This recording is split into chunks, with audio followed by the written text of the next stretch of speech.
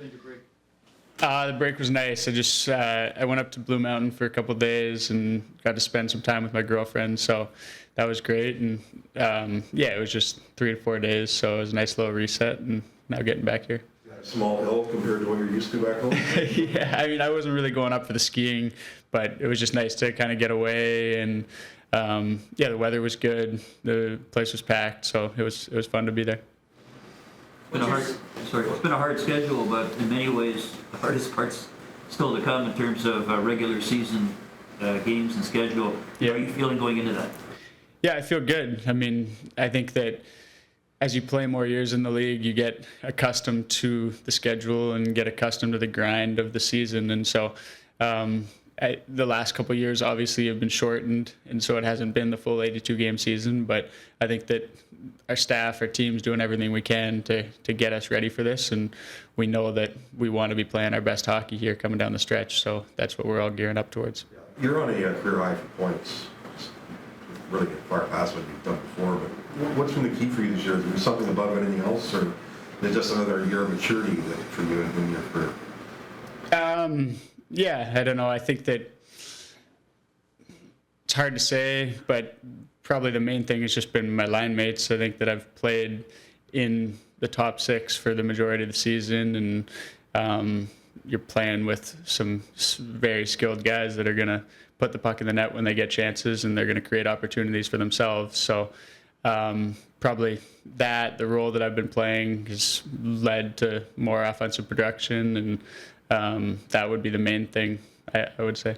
Interesting, you don't get enough love from the media and the outside world. I'm not sure if you feel that same way. Do you feel like you don't get enough, or at the very least, what's it mean to hear that? I mean, I don't know. Mitch has always got everyone's back, so that's nice of him to say. I think that I get plenty of love from you, Mark. So don't worry.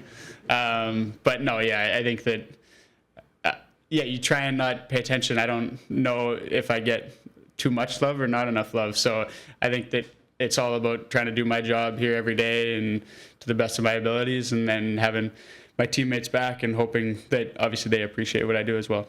You played with William a lot this season. Is there anything you're noticing about him that's changed in his game?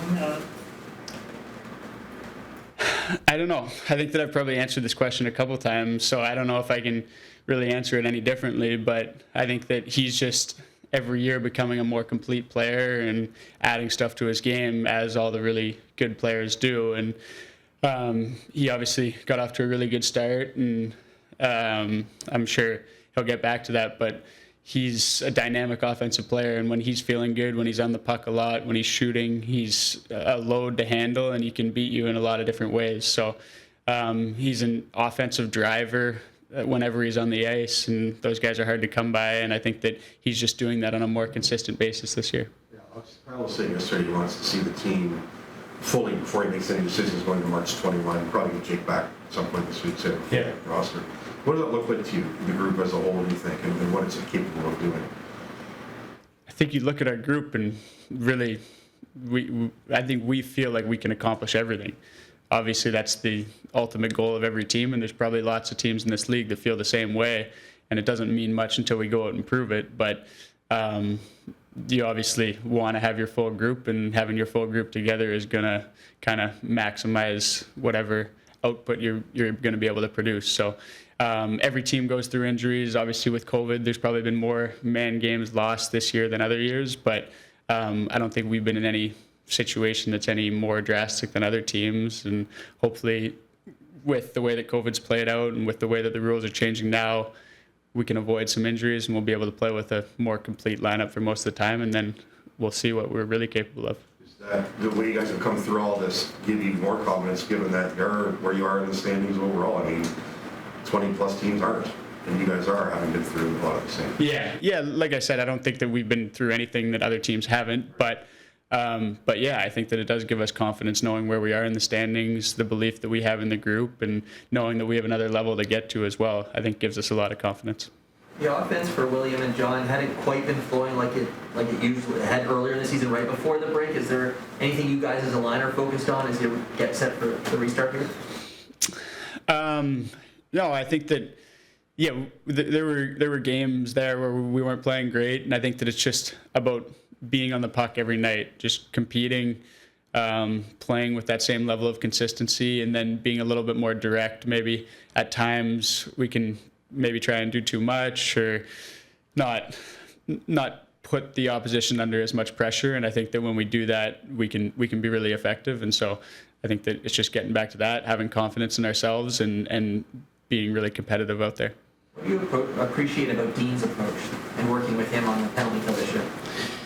He's been great. I mean, I think that he's just very professional. He's very confident in his abilities and what he wants to, the messages that he wants to get across or relay to the group. And I think that instills confidence in our group as well. So from a penalty killing standpoint, we feel like we can go out there and stop anyone. And I think that comes from Dean and his resume, but also just his demeanor and his messaging that he gets across to the group. And he's just a great coach and a good guy to be around.